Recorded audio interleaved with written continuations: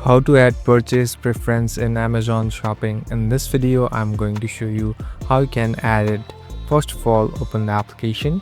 Now here on the right bottom, you can see this tree line icon. Tap on this tree line icon.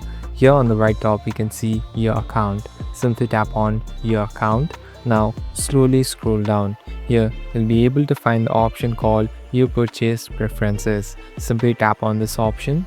Now here you'll be able to see plus icon. Tap on this plus icon. Here you must enter every address of the delivery, and here you must address every detail about your credit or debit card, and later it will track all the preferences that you do. So basically everything that you buy from Amazon will be tracked, and later the similar things will be shown in your feed. Thank you for watching this video. I hope this video will help you.